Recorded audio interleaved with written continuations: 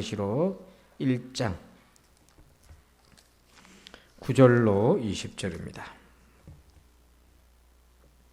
요한계시록 1장 9절에서 20절입니다.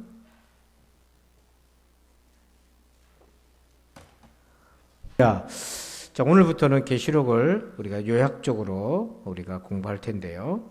자, 우리 오늘 핵심적인 구절입니다. 우리 같이 한번 보겠습니다. 우리 16절입니다. 16절 같이 한번 읽어봅시다. 16절 시작. 그의 오른손에 7 별이 있고 그의 입에서 좌우에 날선 검이 나오고 그 얼굴은 해가 힘있게 비치는 것 같더라. 아멘. 자, 16절에 예수님의 오른손에 뭐가 있다고 되어 있습니까? 7 별이 있다. 7 별은 7 교회를 지키고 인도하는 하나님의 사자들을 얘기하는 거예요. 천사들을 얘기하는데 한마디로 말하면 교회라고도 우리가 연장해서 생각할 수 있는데 하나님이 오른손으로, 예수님이 오른손으로 교회를 지키고 계시다. 붙들고 계시다. 우리가 계시록은요, 그 시대적 배경을 이해를 해야 계시록을 이해를 할 수가 있어요. 자, 그래서 이 당시 로마 황제가 교회를 핍박하고 있는 시대였어요. 교회를 쥐고 막 흔드는 듯하게 보였지만은 실제로는 7 별을 통해 누가 교회를 붙들고 계시다고요? 예수님이 붙들고 계시다. 그것이 오늘 우리 배울 내용의 핵심 메시지가 되겠습니다. 자, 그래서 9절 말씀 한번 보십시다. 배경을 한번 볼게요. 9절입니다. 시작. 나 요한은 너희 형제요 예수의 환난과 나라와 참음에 동참하는 자라. 하나님의 말씀과 예수를 증언하였음으로 말미암아 반모라 하는 섬에 있었더니. 자, 여기 보니까 요한계시록을 누가 썼습니까? 요한, 사도 요한, 요한복음을 쓴 사도 요한, 요한 1, 2, 3서를 쓴 사도 요한. 이 요한은 12제자 중에 유일하게 순교를 면했습니다. 그래서 9절 끝에 보니까 반모라는 섬에 갇혔는데, 유배를 당했는데, 지도를 한번 볼까요? 이 반모라는 섬이, 여러분 지도를 보면 어디가 어딘지 잘 분간이 안 되실 테지만, 여러분 화면에서 볼 때 터키와 지중해 사이에 동그란 원이 있죠? 거기가 반모라는 섬인데 들어가다가 죽고 나오다가 죽는 섬입니다. 말 그대로 유배지예요. 들어갔다 그러면 살아서 나오기 어려운 유배지입니다. 그곳에 사도 요한이 복음을 전했다는 이유로 갇히게 되었는데, 이때 로마 제국의 영향력이 어땠냐면, 지금 나와 있는 지도 있잖아요. 지도 중에 이쪽이 터키거든요. 이쪽이 터키인데 아시아 쪽으로 갑니다. 그 터키에 이제 7 교회 이름이 쭉 나오는데, 지금 보이는 지도 전체가 사실은 이게 로마 제국의 당시 지배하고 있었던 지역입니다. 이게 다. 근데 그 당시 로마 황제가 누구였냐면 11대 황제로 도미티안 황제 혹은 도미티아누스라고 하는데요.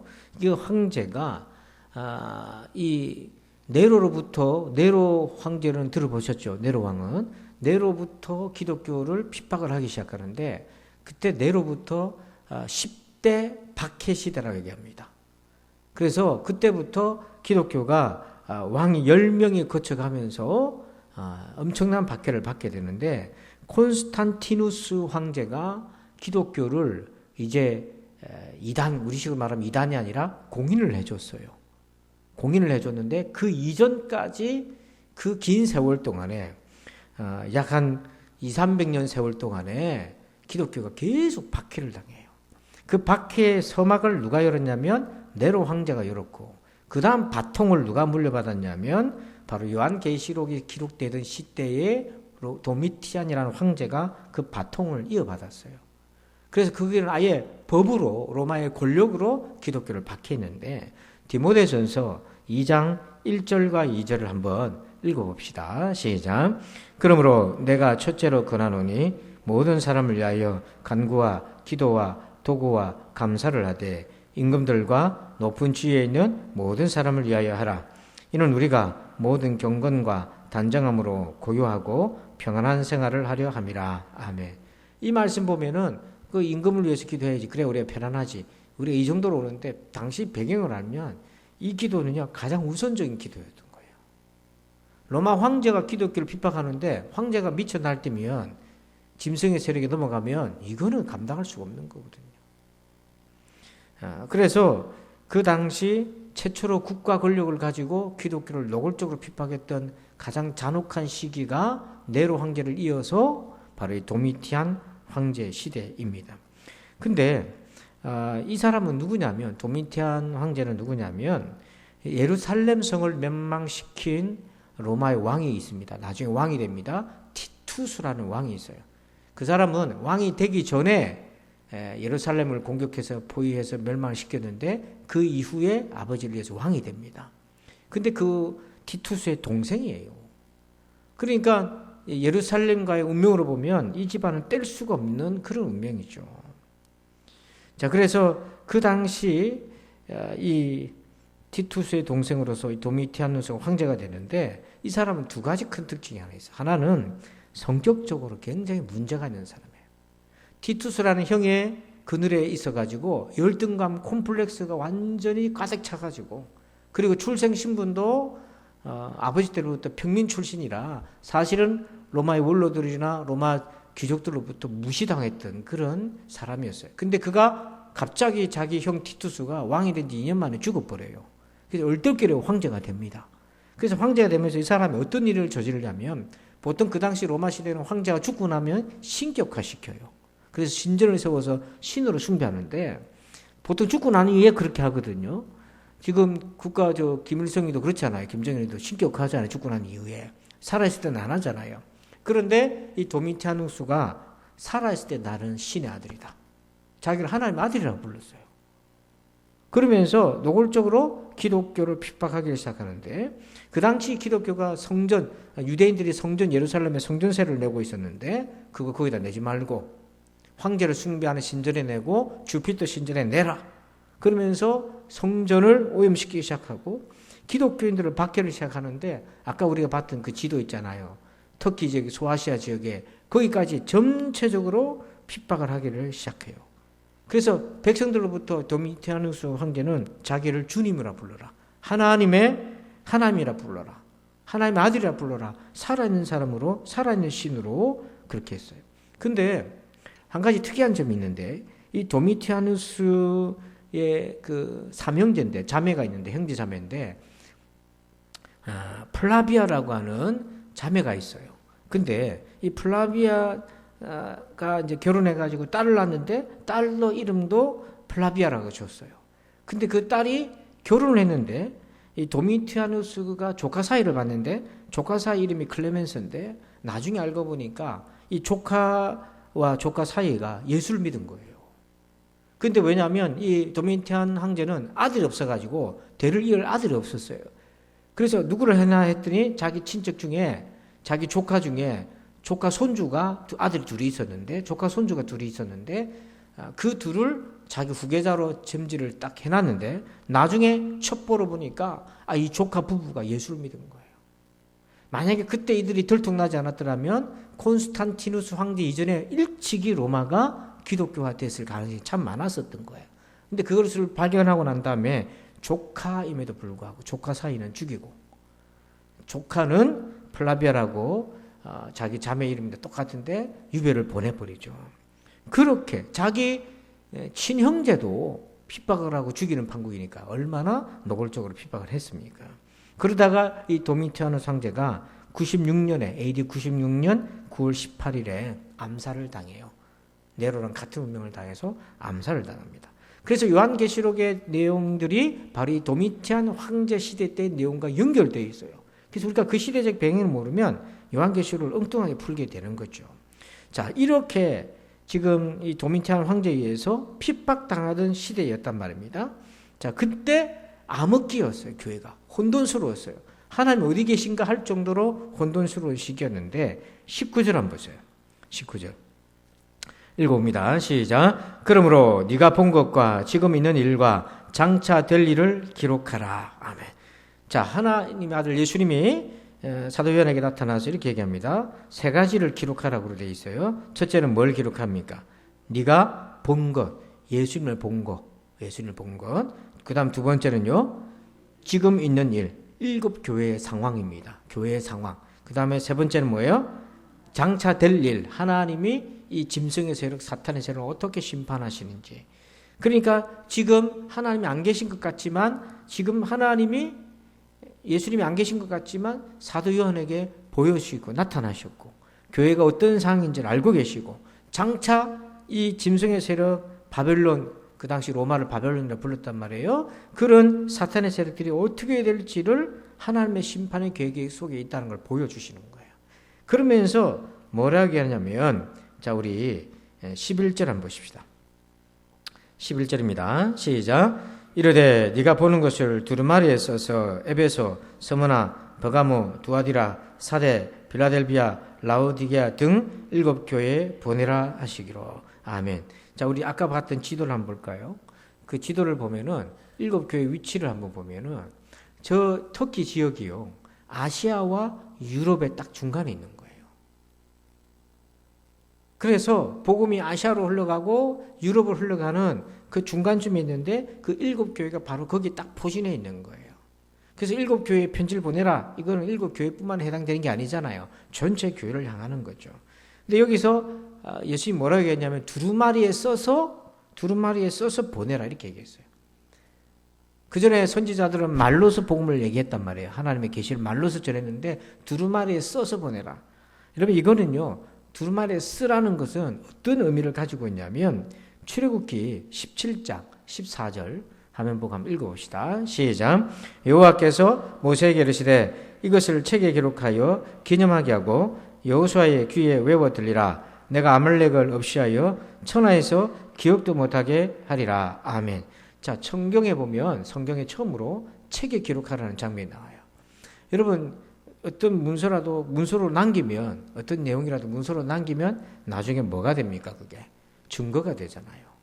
제가 아는 어떤 권사님은 큰 간밭을 가지고 있었는데, 나이가 들어서 그 간밭을 진영 쪽에 있는데 그걸 경영을 못하니까 조카한테 맡겼던 모양이에요. 근데 조카가 그거를 어떻게 해가지고 횡령을 한 거예요. 장난질을 한 거예요. 그 나중에 그 권사님의 땅이고 이제 과수원이고 다 넘어가게 생긴 거죠. 그래서 이제 그게 이제 그걸 되찾기 위한 권리를 찾기 위하는데 어떤 법적인 문서가 나와야 되는데 맡겼는데, 그 권사님이 메모를 꼭 하는 그런 습관이 있었어요.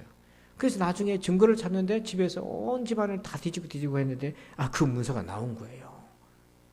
조카한테 그냥 일을 임대로 맡긴다, 뭐 이런 내용이 하여튼 게 있었던 거죠. 그래서 나중에 그걸 되찾아왔어요. 그러니까 여러분, 하나님께서 기록하라, 두루마리에 기록하라.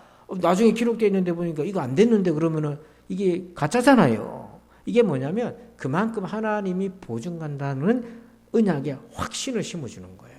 그래서 예언을 할 때에 이사야서도 그렇고 예레미야서에도 그렇고 이 선지자들에게 하나님이 보증하실 때는 기록해라. 서판에 기록해라. 그렇게 기록하라는 것은 반드시 하나님께서 이루신다는 거죠. 그래서 지금 혼탁한 고난당하는 교회를 향해서 주님이 지켜보고 계시고 함께하고 계시다는 것을 이렇게 사도 요한을 통해서 말씀하셨던 거예요. 자, 그 다음 우리가 주목할 부분입니다. 10절 한번 보십시다.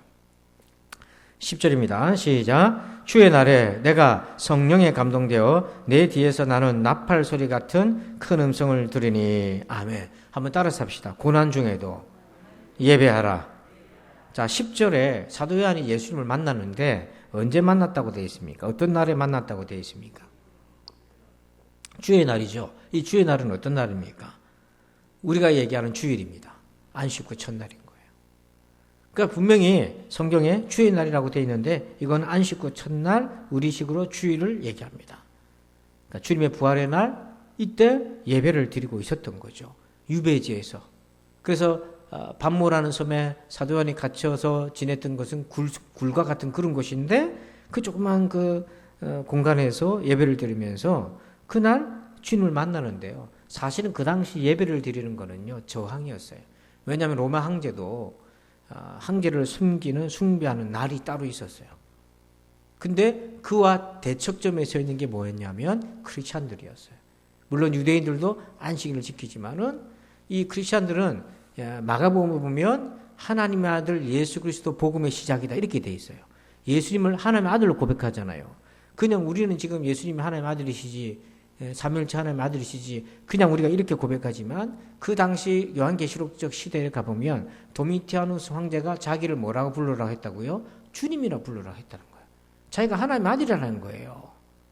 근데 크리스찬들은 누구를 하나님의 아들로 고백했어요?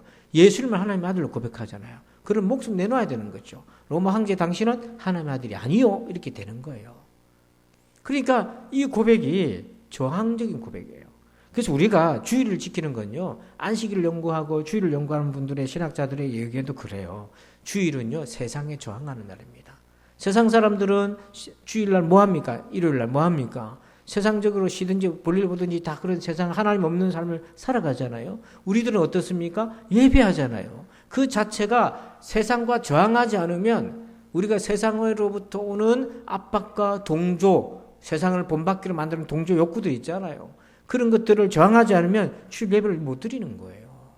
그래서 예배 자체가 영적인 싸움이라는 거죠.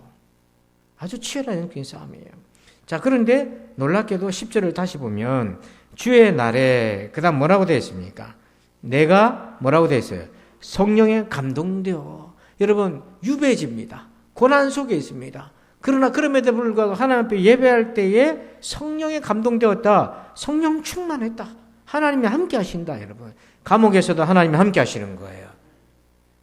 그러니까 장소가 중요한 게 아니라는 얘기예요. 중심으로 주를 찾는 자에게 주님이 함께 하시는 거예요. 그러면서 성령에 감동되어서 10절 보십시다. 그 다음 부분 옵니다. 성령에 감동되어 내 뒤에서 나는 뭐를 들었어요? 나팔 소리 같은 큰 음성을 들으니. 자, 주님의 음성을 들었잖아요. 근데 주님의 음성이 어떤 소리로 지금 들었다고 되어 있습니까? 나팔 소리와 같았다. 근데 하고 많은 것 중에 왜 나팔 소리인가? 자, 혹시 출애굽기 19장 16절 말씀 있습니까? 출애굽기 19장 16절에 보면 시내산에서 모세와 백성들이 하나님의 음성을 들어요. 처음으로 하나님의 음성을 듣는데 그때 어떻게 하나님의 음성을 표현하냐면 이렇게 됩니다. 우레와 번개와 빽빽한 구름이 산 위에 있고 나팔 소리가 매우 크게 들리니 이런 표현이 나와요. 그러니까 나팔 소리는요, 그냥 우리가 부르는 나팔 소리 뿡 하고 부르는 그런 그 단지 악기 소리 신호음이 아니라 하나님의 음성 임재를 상징하는 거예요. 그래서 지금 시내산에서 나팔 소리 같은 주의 음성을 백성들이 듣듯이 반모라는 섬에서 갇혀 유배 지내는, 그래서 그것 속에서도 주의를 지키고 있는 요한에게 마치 그곳이 시내산인 것처럼 주님이 찾아와 주셨다는 거죠. 여러분, 어떤 유튜브에 보니까 장난을 칩니다. 나팔 소리 들린다고. 외국에서 찍은 건데 막 그걸 영상으로 이렇게 막 조작을 해가지고, 여러분 그냥 실제로 나팔 소리 들으려고 하는 게 아니라 하나님이 함께 하시는 거예요, 여러분. 그러니까 그 갇혀있는 곳에서도 예배할 때에 주님이 찾아오셔서 만나주셨다. 자, 그러면서 예수님이 사도연에게 나타나셨는데 그게 어떤 의미가 있는가? 자, 봅시다. 12절입니다. 시작. 몸을 돌이켜 나에게 말한 음성을 알아보려고 돌이킬 때에 7 금촛대를 보았는데, 자, 뒤를 딱 돌아봤습니다. 그래서 누가 말씀을 하시나고 봤는데 12절 끝에 뭐가 보였습니까? 7 금촛대가 보였어요. 여러분, 7 금촛대는 무엇입니까? 20절에 나와 있어요. 20절에 보세요. 여러분 눈으로 읽으시면서 20절에서 답을 찾아보세요. 7 금촛대는 뭡니까? 교회입니다. 교회. 7 교회. 교회를 얘기하는 거예요. 이 7 금촛대는 우리 성막 안에 금촛대가 있지 않습니까? 이제 그거를 얘기하는 건데, 그 형상을 얘기하는데, 금촛대가 상징하는 것은 교회입니다. 자, 그런데 중요한 것은 이 금촛대가 보였고, 그 다음에 13절 보십시다. 13절 읽어봅니다. 시작. 촛대 사이에 인자 같은 이가 발에 끌리는 옷을 입고 가슴에 금띠를 띠고. 자, 근데 촛대 사이에 누가 보였습니까? 인자 같은 이, 이분이 누구십니까? 예수님인 거예요. 근데 예수님이 어디를 거닐고 계셨다는 거예요? 7 금 촛대 사이, 이 말은 뭡니까? 예수님이 교회와 함께 하신다는 걸 보여주는 거예요. 그냥 예수님이 서 계셔도 되는데 금촛대가 보이고 그 사이를 예수님이 지나가신다, 이 말은 지금 도미티안 황제와 로마 황제들이 기독교를 핍박하고 그들의 권력을 가지고 기독교를 쥐락펴락하는 것 같지만, 그 암흑기요 혼돈스러워 보이지만은 예수님이 그 교회와 함께하고 계신다는 걸 보여주는 거예요. 여러분, 이 말씀을 우리 각자에게도 적용해 보면 금초대가 7교회고 우리잖아요. 우리 교회가 우리잖아요. 우리. 아멘. 주님이 우리와 함께 하십니다. 그러니까 우리가 모르니까, 우리가 잘 보지 못하고 못 깨달으니까 하나님이 사도 요한에게 보여주시면서 7교회 빨리 편지해서 두루마리 써서 보내라. 그게 무엇입니까? 긴급하게 전보를 보내는 거예요. 하나님이 안 계신 게 아니고 내가 안 계신 것이 아니고 너희와 함께하고 있다는 걸 보여주고 계신 거예요. 지금도 함께 하십니다, 여러분. 그러면 이렇게 교회와 함께 하시는 예수님 어떤 분이신가? 그림을 한번 보십시다. 그림 보면 동그라미 3개가 나와 있는데요. 한번 보면 예수님은 3가지 직분을 갖고 있다 했잖아요. 어떤 직분이에요? 선지자, 제사장, 왕. 근데 이 모습이 계시록에 나와요. 자, 먼저 봅니다. 1절 한번 보세요. 1절, 교회와 함께 하시는 예수님 어떤 분이신지 봅니다. 1절 제가 읽을게요. 예수 그리스도의 계시라. 이는 하나님이 그에게 주사 반드시 속히 일어날 일들을 그 종들에게 보이시려고 그의 천사를 그 종 요한에게 보내어 알게 하신 것이라. 자, 여기 보니까 1절 맨 앞에 예수 그리스도의 계시라. 이는 하나님이 그에게 예수님에게 주사 반드시 속히 일어날 일들을 그 종들에게 보이시려고. 지금 예수님은 어떤 분으로 나오고 계십니까? 선지자로 나오고 계시잖아요. 선지자가 뭡니까? 주님의 계시를 전하는 사람이잖아요. 근데 예수님이 바로 그 계시를 받아서 전하는 거죠. 그래서 선지자적인 사명을 가지고 계시고요. 그 다음에 5절 보십시다. 5절 한번 읽어봅니다. 시작. 또 충성된 증인으로 죽은 자들 가운데서 먼저 나시고 땅에 임금들의 머리가 되신 예수 그리스도로 말미암아 은혜와 평강이 너희에게 있기를 원하노라. 우리를 사랑하사 그의 피로 우리 죄에서 우리를 해방시키시고. 자, 거기에 예수님을 어떤 분이라고 되어 있습니까? 5절 앞에 보니까 충성된 증인으로 죽은 자 가운데서 먼저 나시고 그 다음 뭐라고 되어 있어요? 땅의 임금들의 머리가 되셨어요. 그게 뭡니까? 왕 중에 왕이잖아요. 그래서 왕의 직분을 갖고 계시다는 거죠. 예수님이 나타나신 모습이에요. 자, 그 다음에 13절 보십시다. 13절 읽어봅니다. 시작. 초대 사이에 인자 같은 이가 발에 끌리는 옷을 입고 가슴에 띠를 띠고. 자, 이 모습은 어떤 모습입니까? 제사장의 모습인 거예요.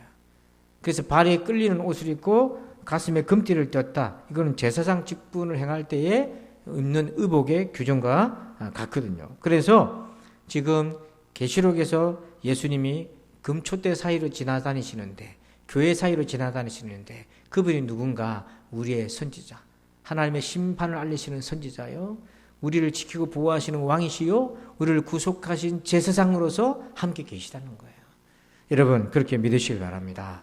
자, 그러면 조금 더 들어가서 이렇게 교회랑 함께 하시는 예수님은 선지자, 왕, 제사장의 직분을 가지고 우리와 함께 하시는데, 요한계시록적인 관점에서 보면 우리랑 함께 하시는 이 예수님은 구체적으로 어떠한 분이신가? 그것을 예수님의 외모를 통해서 설명하는데, 이건 지금부터 이제 여러분 기억해야 될 거는 그 당시에 있는 로마 황제와 대칭적인 거예요.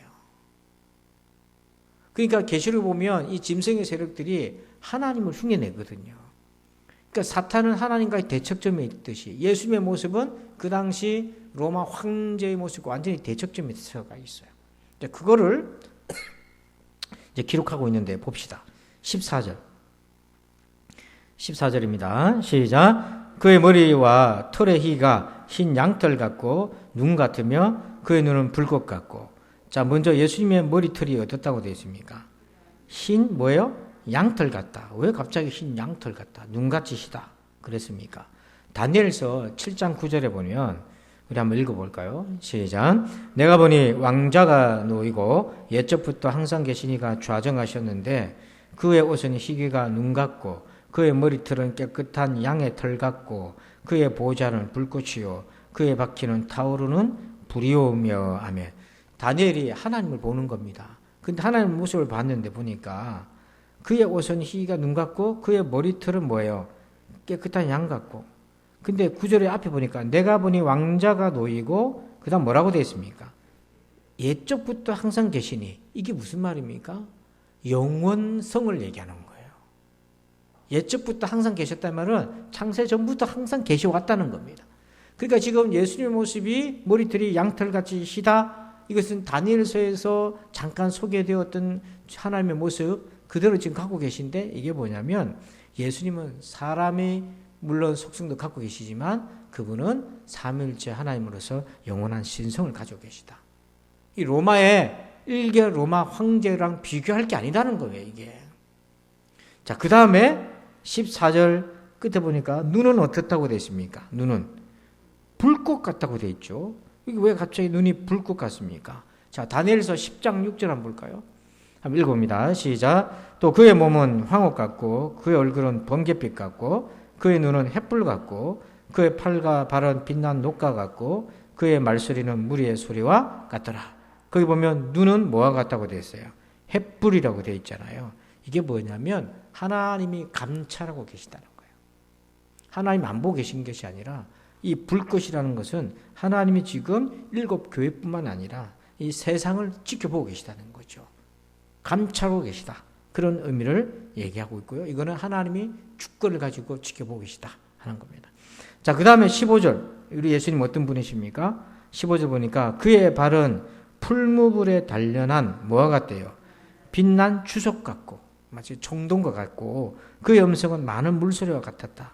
이게 주석, 빛난 주석 같다. 이 말은 뭐냐면 발이 여러분 빛난 주석 같다. 이 말은 예수님이 가지고 계신 능력, 강함과 주권을 가지고 지금도 우리 주님이 다스리고 계시고 있는 그런 든든함을 얘기를 해주고 있는 거죠. 그 권세를. 그리고 소리가 들리는데 주님의 음성의 소리가 들리는데 많은 물소리 같다. 이 말은 뭐냐면 폭포수가 떨어지는 소리 같지. 이거는 뭐냐면 예수님이 가지고 계신 권세를 나타내는 거예요. 이게 에스겔서에도 그렇게 표현이 되어 있는데요. 자, 그 다음에 16절 보십시다. 16절 보면 그의 오른손에 7별이 있고 그의 입에서 좌우에 날선 검이 나오고 그 얼굴은 해가 힘있게 비치는 것 같더라. 자, 오른손에 7별, 7별은 7교회를 담당하는 7천사를 얘기하는데요. 7별을 쥐고 있다는 것은 결국 교회를 붙들고 있다는 거죠. 이건 뭐냐면 하나님께서 교회를 보호하고 계시고 다스리고 계신다. 하나님이 손 놓고 계신 게 절대 아니다. 그래서 요한복음 10장 28절 네, 한번 읽어봅니다. 여러분들 같이 읽어봅시다. 시작. 내가 그들에게 영생을 주노니 영원히 멸망하지 아니할 것이요 그들을 내 손에서 빼앗을 자가 없느니라. 아멘. 내 손에서 뭐 할 자가 없다. 지금 7별이 누구 손에 있습니까? 주님의 오른손에 딱 쥐고 있다는 거죠. 그래서 주님이 이 황제들이 아무리 교회를 괴롭히고 순교하게 만들고 그렇게 한다 할지라도 주님이 지켜보호하시고 교회를 붙들고 계시다. 그래서 그 결과 오늘까지 우리가 여기까지 복음이 흘러올 수 있었던 거죠. 그리고 좌우에 날선 검이 입에서 나온다. 이것은 말씀의 권세를 얘기하는 겁니다. 하나님의 심판의 권세를 얘기하는 거예요. 주님의. 그 다음에 얼굴은 해가 힘있게 빛난다. 이 말은 뭐냐면 위엄과 영광과 능력이 가득하다는 걸 얘기해 주고 있습니다. 자, 그리고 17절 한번 보십시다. 17절 읽어봅니다. 시작. 내가 볼 때에 그의 발 앞에 엎드러져 죽은 자 같이 되매 그가 오른손을 내게 얹고 이르시되 두려워하지 말라. 나는 처음이요 마지막이니. 이 죽은 자 같이 엎드렸다는 것은 실제로 구약에서 다니엘도 그랬고요. 많은 선지자들이 주님 만났을 때 이렇게 죽은 자처럼 엎드리게 되는데 그때마다 하나님이 하신 것이 있어요. 두려워하지 말라. 그러면서 오늘 17절에 뭐라고 했냐면 나는 처음이요 마지막이니. 자, 여러분 이게 이사야서 48장 12절에 있는데요. 한번 읽어봅니다. 시작. 야곱아 내가 부른 이스라엘아 내게 들으라. 나는 그니 나는 처음이요 또 나는 마지막이라. 이 처음이요 마지막은 뭐냐면 하나님이 창조주이시고 처음이고 마지막이라. 하나님이 심판자이시다는 거예요. 로마 황제가 처음이고 마지막이 아니라는 거예요. 하나님께서 우리 예수님께서 처음이고 마지막이라고 얘기하는 거예요. 자, 그러면서 18절에 이분이 예수님인 것을 분명하게 표현하고 있습니다. 18절 읽습니다. 시작. 곧 살아있는 자라 내가 전에 죽었었노라. 볼지어다 이제 세세토록 살아있어 사망과 음부의 열쇠를 가졌노니. 자, 여기 보니까 살아있는 자라 내가 살아있다. 내가 전에는 뭐 했다고 돼 있어요. 그러면 이 말씀을 딱 들으면 사도 요한이 누군 줄 알겠습니까? 예수님인 줄 아는 거예요. 지금 사도 요한 앞에 나타난 예수님은 그가 동행하고 만났던 그때 나사렛 예수님의 얼굴과 달리 표현되고 있잖아요. 머리는 양털같이 시고 눈은 불꽃 같고 입에서는 검이 나오고, 이게 뭐냐면 예수님의 나사렛 시절의 외모가 아니라 주님이 가지고 계신 능력을 나타내는 거죠. 그래서 예수님이 나다, 내가 살았다, 전엔 죽었노라. 그러면서 세 세트로 살아있어. 그 다음에 열쇠를 갖고 있는데 어떤 열쇠를 갖고 있다고 되어 있어요? 사망과 음부의 열쇠. 이거는요, 유대인들은 이걸 들으면 하나님만 떠올리는 거예요. 이 사망과 음부의 열쇠는 하나님만 갖고 계실 수 있거든요. 여기에 예수님은 바로 삼위일체 하나님이라는 것을 여기에서 말씀하고 있는 거죠. 그래서 이 계시록의 말씀을 통해서 촛대 사이로, 7교회 사이로 지나신 이가 바로 이러한 분이시다. 그래서 그거를 보여주시면서 로마 황제에 의해서 억압당하고 그리고 핍박당하던 그리스도인들에게 우리 예수님이 직접 나타나셔서 보여주시고, 빨리 알려라, 내가 너희들과 함께 있다. 그러면서 이 핍박을 이겨나갈 수 있도록 도와주시는 거죠. 여러분, 7교회는 역사적으로 사라졌습니다만은 지금도 존재합니다. 어디에 있습니까? 여기입니다. 저와 여러분이 7교회예요. 그 사이에 지금 누가 계시다고요? 예수님이 지나가고 계세요. 함께하고 계십니다. 어떤 어려움이 있더라도 이 예수님 붙들고 어떤 핍박이 있고 고난이 있더라도 끝까지 여러분 믿음 지키시기를 주의 이름으로 축원합니다. 아버지 하나님 감사합니다. 하나님, 밤모섬에 유배되어 갇혀있던